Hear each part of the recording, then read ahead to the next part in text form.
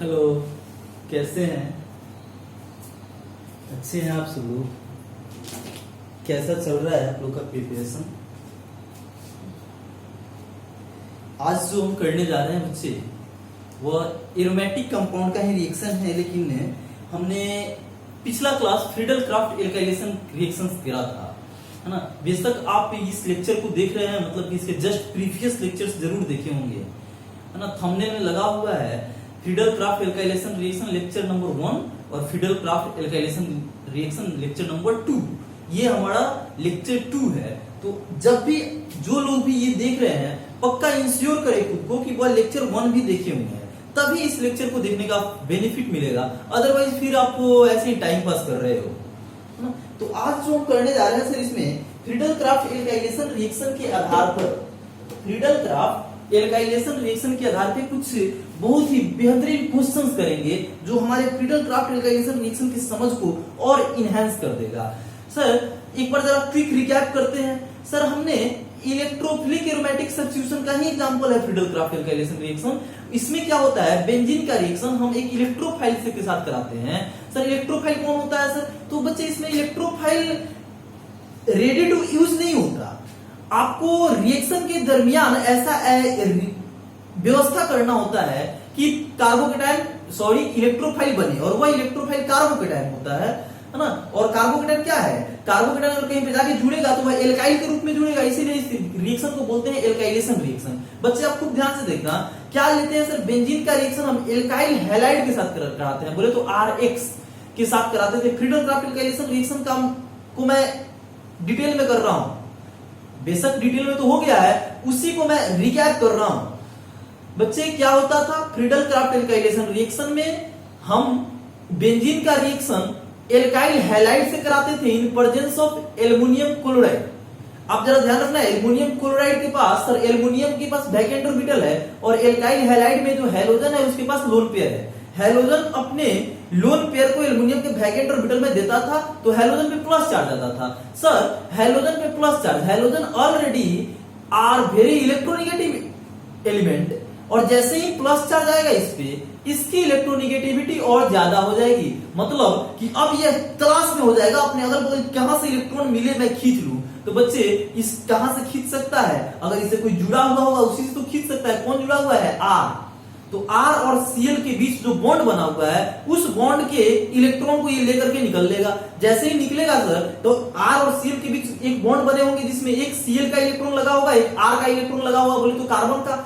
उस अपना तो लेकर के जाएगा ही जाएगा, कार्बन का भी इलेक्ट्रॉन लेकर के चला जाएगा, क्योंकि Cl पे प्लस आ चुका है, इसकी इलेक्ट्रोनेगेटिविटी बहुत ज्यादा बढ़ चुकी है। और जैसे ही जाएगा R पे क्या हो जाएगा? Plus charge. बच्चे प्लस चार्ज बोले तो इलेक्ट्रॉन की कमी, तो यह काम, यह जो R प्लस बना, यही रोल प्ले करेगा इस रिएक्शन के लिए इलेक्ट्रोफाइल का, है ना। बच्चे हमने जैसे पहले पिछले क्लास में डिस्कस कर रखा है कि हम यहाँ पे बेंजीन का रिएक्शन करा रहे हैं सर, बेंजीन का रिएक्शन। बच्चे बेंजीन का जो रिएक्शन होता है ना, इसमें पाई इलेक्ट्रॉन्स डोनेट करना होता है इलेक्ट्रोफाइल को। तो सर इसका जो पाई इलेक्ट्रॉन होता है ना बेंजीन का, वो काफी टाइटली हेल्ड होता है। जैसे कि बेंजीन का पाई इलेक्ट्रॉन, बोले तो एरोमेटिक का पाई इलेक्ट्रॉन, तो क्या एरोमेटिक कंपाउंड अपना पाई इलेक्ट्रॉन किसी को डोनेट करना चाहेगा? नहीं करना चाहेगा। लेकिन अगर यह कर रहा होगा, मतलब कि लेने वाला बड़ा ही मजबूत रहा होगा, और इलेक्ट्रॉन लेने वाला मजबूत, बोले तो स्ट्रॉन्ग इलेक्ट्रोफाइल, दैट मींस हम जो बेंजीन के साथ रिएक्शन कराएंगे वो स्ट्रॉन्ग इलेक्ट्रोफाइल के साथ परफॉर्म होगा। Sir C plus is not very much strong electrophile, लेकिन C plus इतना इलेक्ट्रोफाइल है, कार्बोकेटायन इतना ज्यादा इलेक्ट्रॉन की कमी है कार्बोकेटायन के पास कि वह बेंजीन के पाई इलेक्ट्रॉन को इनवाइट कर लेता है कि भाई तुम मुझे डोनेट करो इलेक्ट्रॉन। तो बेशक आप याद रखेंगे, हमने पिछला लेक्चर में हमने कर रखा है कि सर अभी तक तो जितने electrophilic aromatic substitution aromatic compound का पढ़ते आ रहे थे, उसमें हमने जनरल इलेक्ट्रोफाइल दे रखा था E+। आज हमारे पास E+ के रूप में स्पेसिफिक इलेक्ट्रोफाइल है, या तो यह ER+ के रूप में मिल सकता है सर, या RCO+ के रूप में मिल सकता है, या NO2+ के रूप में मिल सकता है, या सर SO3, या फिर हेलोनियम है। अगर सर R+ के रूप में मिला तो इस रिएक्शन को, अगर बेंजीन का रिएक्शन इलेक्ट्रोफाइल से जो हो रहा है वो इलेक्ट्रोफाइल कार्बोकेटायन है, तो उसको बोलते हैं एल्काइलेशन। अगर इलेक्ट्रोफाइल RCO+ हुआ तो इसको बोलते हैं acylation. Friedel-Crafts acylation reaction. NO2 plus हुआ तो उसको बोलते हैं नाइट्रेशन, अगर SO3 हुआ तो उसको बोलेंगे सल्फोनेशन, और अगर X प्लस हुआ तो उसको बोलेंगे हैलोजिनेशन। बच्चे ये सारी चीजें हो चुका था। तो हमने एल्काइलेशन का मैकेनिज्म भी पढ़ रखा था, R प्लस बनता था और वह बेंजीन रिंग पे जाकर के जुड़ जाता था।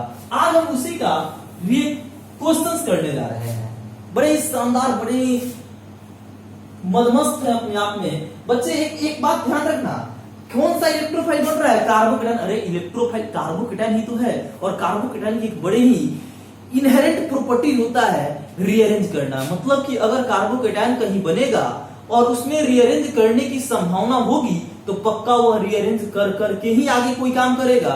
तो बेशक अगर कार्बोकेटायन जब भी बनाओ तो एक पल के लिए रुको आप और देखो कि क्या वह कार्बोकेटायन रीअरेंज करने वाला है। अगर रीअरेंज करने वाला है तो आप पक्का पक्का पक्का उस कार्बोकेटायन का रीअरेंज करा करके ही आगे बढ़ो। ठीक सर, हम कराकर आगे बढ़ेंगे। चलो आ जाओ बच्चे आप यहाँ पे। बेंजीन का reaction alkyl halide anhydrous CL3। Sir benzene का रिएक्शन तो इलेक्ट्रोफाइल से होता है, यहाँ पे इलेक्ट्रोफाइल दिख नहीं रहा है, लेकिन बच्चे आपको आपकी नजर काफी चौंक जानी चाहिए कि यह जो बेंजीन के साथ अगर एल्काइल हैलाइड और एनहाइड्रस CL3 मिल जाए तो यह क्या करेगा? Cl अपना लोन पेयर एल्युमिनियम के वैकेंट ऑर्बिटल में देगा, और जैसे ही देगा इस पे प्लस आएगा तो ये खुल जाएगा, तो यहाँ पे क्या आ जाएगा? CH3 प्लस बन गया सर हमारा इलेक्ट्रोफाइल। अब यही इलेक्ट्रोफाइल जाकर के जुड़ेगा। होता क्या था सर?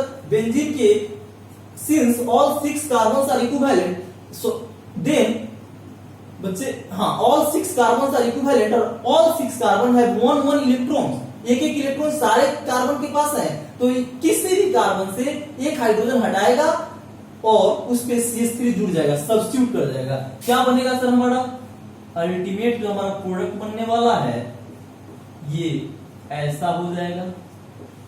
बच्चे अगर कोई मैकेनिज्म पीछे रिएक्शंस नहीं देखे हुए हैं, फ्रीडल-क्राफ्ट एल्काइलेशन मैकेनिज्म नहीं देखे हुए हैं, तो प्लीज मैं एक बार और बोलता हूं आपसे कि आप जाओ पीछे और देखो उसे, बहुत जरूरतमंद है, तभी आप इसको समझ पाओगे। चलो सर यहाँ पे आ जाओ। सर यहाँ पे कार्बोकेटायन बना था लेकिन आपने रीअरेंज नहीं कराया। अरे एक ही कार्बन है, क्या रीअरेंज करेगा? एक ही, उस कार्बोकेटायन के पास एक ही कार्बन है, कहीं बस वही तो है, दूसरा कुछ कर भी नहीं सकता, तो इसलिए रीअरेंज की बात नहीं चली। सर यहाँ पे आ जाओ, क्या करेंगे सर? एल्काइल हैलाइड है, एनहाइड्रस CL3 है, ये कार्बोकेटायन जनरेट करेंगे। बोले तो इलेक्ट्रोफाइल जनरेट करेंगे। इलेक्ट्रोफाइल है क्या सर? यहाँ पे कार्बोकेटायन क्या होता था सर? एल्काइल हैलाइड का हैलोजन पार्ट बाहर निकलता था, हैलाइड पे यहाँ पे प्लस बनता था। जैसे ही सर ये प्लस बनेगा, आप ना भूले कि यह प्लस सर 1 डिग्री का है। अगर यह प्लस यहाँ पे आ जाए तो यह 2 डिग्री उससे ज्यादा मजबूत हो जाएगा। 2 degree carbocation are more stable than 1 degree carbocation. तो सर यहाँ पे रीअरेंज करने कार्बोकेटायन कब रीअरेंज करता है? अगर ज्यादा स्टेबल कार्बोकेटायन बन सकने वाला हो तभी रीअरेंज करेगा। तो क्या सर यहाँ पे हो सकने वाला है सर? हाँ सर, यहाँ पे अगर ये प्लस यहाँ पे शिफ्ट हो जाए ना तो 2 डिग्री कार्बोकेटायन हो जाएगा, जो कि ज्यादा स्टेबल है। क्या हो सकता है सर? हाँ सर, रीअरेंजमेंट 1-2 शिफ्टिंग ही तो है, ये 1 पोजीशन दूसरा पोजीशन 1-2 शिफ्टिंग है। क्या हो जाएगा सर इसका परिणाम? अब जो हमारा कार्बोकेटायन बनेगा ये बन के तैयार हो चुका है। अब बच्चे ये ही जाएगा रिएक्शन में, इससे रिएक्शन नहीं होगा, ये रिएक्शन करने जाएगा।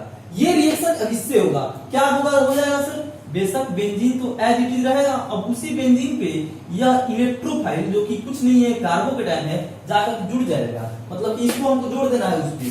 तो बच्चे कुछ ऐसा होगा, ये प्लस वाले कार्बोकेटायन से बेंजीन जोड़ दिए, ये प्लस था, इस कार्बोकेटायन को बेंजीन से जोड़ दिए और ये 2 कार्बन इधर से जुड़ा हुआ है ना। इसको बोलते हैं बच्चे आइसोप्रोपाइल बेंजीन। आइसोप्रोपाइल बेंजीन, या इसी को एक और फेमस नाम है क्यूमी।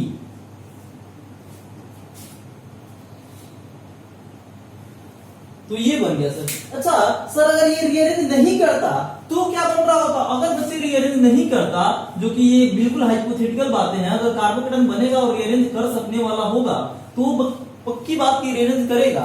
लेकिन अगर आप सोचो कि रीअरेंज नहीं करता तब क्या बनता? सर यहां से ये हटा और यहां पे प्लस आया, यह कार्बन उस बेंजीन से जुड़ेगा, मतलब कि कुछ ऐसे बन जाता।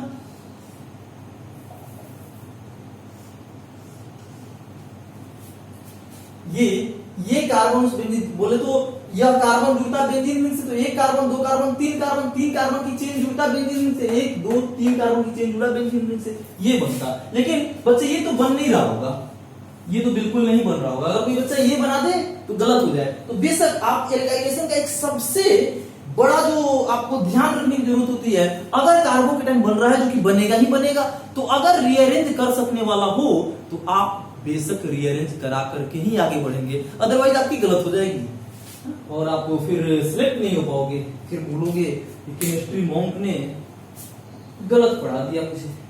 मॉन्क कभी गलत नहीं हो सकता।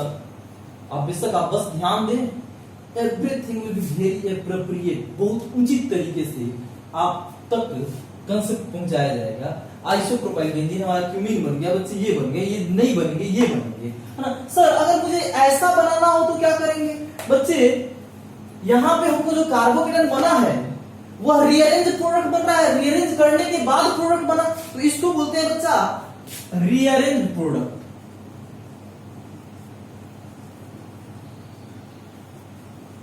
क्या बोलेंगे सर? Rearrange product.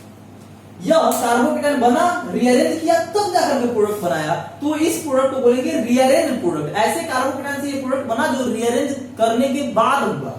सर इसको क्या बोलेंगे? ये अगर बन रहा होगा तो बोलते हैं non rearrange product.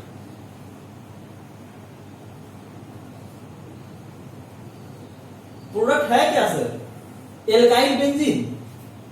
Alkyl benzene मतलब बहुत बिल्कुल सा फ्रीडल क्राफ्ट एल्काइलेशन रिएक्शन में नॉन रीअरेंज प्रोडक्ट नहीं बन सकता है। बच्चे ये तो नॉन रीअरेंज बना, अरे यहाँ पे रीअरेंज की क्वेश्चन ही नहीं था, इसलिए जो बनने वाला तो बन गया।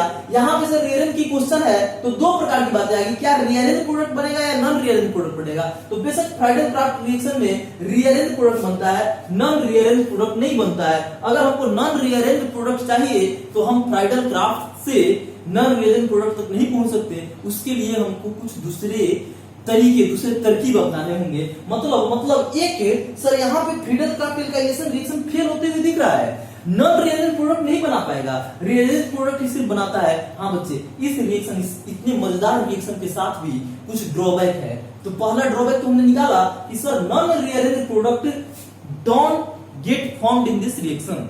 नॉन रीअरेंज प्रोडक्ट कभी नहीं बनेंगे इस रिएक्शन के दरमियान। चलो सर आगे बढ़ते हैं, सारी बातें नोट होगी, सारी बातें नोट होंगी। चलो सर हुआ क्या सर? यहाँ पे एल्काइल हैलाइड है, देखो कार्बन से हाइड्रोजन जुड़ा हुआ है, एल्काइल हैलाइड एनहाइड्रस CL3। बेशक यह Cl बाहर निकलेगा, यहाँ पे प्लस आएगा। क्या यह प्लस से और ज्यादा स्टेबल कार्बन बन सकता है? हाँ सर, अगर यह प्लस इस पोजीशन पे चला जाए, जो कि जा सकता है, 1 to शिफ्टिंग पॉसिबल है। क्या सर यहाँ से क्या हटेगा सर?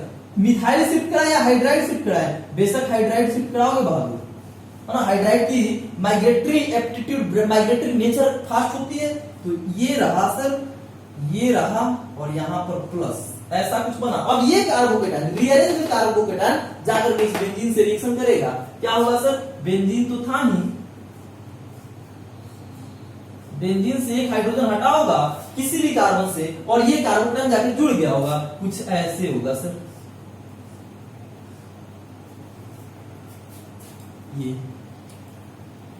ये प्रोडक्ट बना। कैसा प्रोडक्ट? रीअरेंज या नॉन रीअरेंज? बेशक रीअरेंज प्रोडक्ट है। अगर कार्बोकेटाइन बनेगा और रीअरेंज कर सकने वाला होगा तो वह किसी भी कीमत पे रीअरेंज करेगा, क्योंकि कार्बोकेटाइन की इनहेरेंट प्रॉपर्टी होती है रीअरेंज करना, इनहेरेंट रिएक्शन है कार्बोकेटाइन का। जब भी बनेगा तो एक पल के लिए आप सोचना पड़ेगा कि रीअरेंज करेगा क्या सर। अगर रीअरेंज करेगा तो आप बेशक रीअरेंज कराओ। चलो सर इस पे आ जाओ, बड़े ही शानदार क्वेश्चन सर। एल्काइल, ये भी तो एल्काइल हैलाइड है, क्या है? साइकिल है, कार्बन से ही तो हाइड्रोजन जुड़ा हुआ है, एल्काइल हैलाइड। एल्युमिनियम क्लोराइड है सर। क्या कभी कभी बच्चे एल्युमिनियम क्लोराइड ही सिर्फ दे देगा, एनहाइड्रस नहीं लिखा रहेगा, तो बेशक आप वही काम करना जो अभी हम कर रहे हैं। Cl हटाएंगे सर, यहाँ से Cl हटाओगा, प्लस यहाँ पे बना होगा। सर क्या कुछ हो सकता है सर? अरे सर 5 कार्बन के रिंग के जस्ट बाहर वाले कार्बन पे प्लस चार्ज, रिंग एक्सपेंशन। बच्चे ना भूले, रिंग एक्सपेंशन, ये बॉन्ड टूटेगा और यहाँ से शिफ्ट होकर के इस प्लस के पास चला जाएगा। तो कुछ जो हमारा यहाँ से कार्बोकेटाइन बनेगा सर, वह 5 मेंबर का था, अब रिंग एक्सपेंड करके 6 मेंबर का रिंग बनाएगा सर, बेशक बनाएगा, और प्लस किसी एक कार्बन पे चला जाएगा। अब यह इलेक्ट्रोफाइल, बच्चे ये जो इलेक्ट्रोफाइल है, अब ये इलेक्ट्रोफाइल जुड़ेगा, अब ये इलेक्ट्रोफाइल बन चुका है, अब ये बेंजीन रिंग से रिएक्शन करेगा। कैसे बनेगा सर, इसका मैं यहां पे लिख रहा हूं। कैसे कैसे बनेगा सर, देखो दो। बेंजीन रिंग तो एज इट इज रहेगा सर, बेंजीन रिंग से एक हाइड्रोजन हटेगा और वह जो इलेक्ट्रोफाइल कार्बोकेटायन के फॉर्म में है जुड़ जाएगा सर। ये 6 मेंबर का रिंग, मतलब कि बेंजीन रिंग से आप एक 6 मेंबर का रिंग जोड़ दो, बस बात खत्म है सर। 6 मेंबर का रिंग जोड़ दिया, बन गया पूरा। तो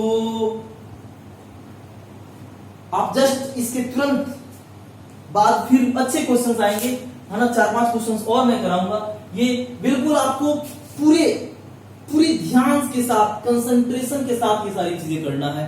फ्रीडल-क्राफ्ट एल्काइलेशन रिएक्शन से हर साल क्वेश्चंस आते रहे हैं, तो बड़े इंपॉर्टेंट है, important in the sense of exam view, है ना, और also in the sense of concept view. आपको शानदार कंसेप्ट देख रहे हो, बेंजीन जो कि एक एरोमेटिक कंपाउंड है, वह भी रिएक्शन कर रहा है। एक स्टेप में आप जरा जनरल रिएक्शन याद करना, एक स्टेप में बेंजीन की बोले तो एरोमेटिक कंपाउंड की एरोमेटिसिटी लूज किया और दूसरे स्टेप में एरोमेटिसिटी फिर रीस्टोर भी किया। तो बच्चे बहुत अच्छे इसमें मैकेनिज्म है, तो आप सारी बातों को ध्यान रखेंगे। और कोई भी आपको समस्याएं हो आप कमेंट में कमेंट करें मुझे, कमेंट बॉक्स में। Okay, thank you.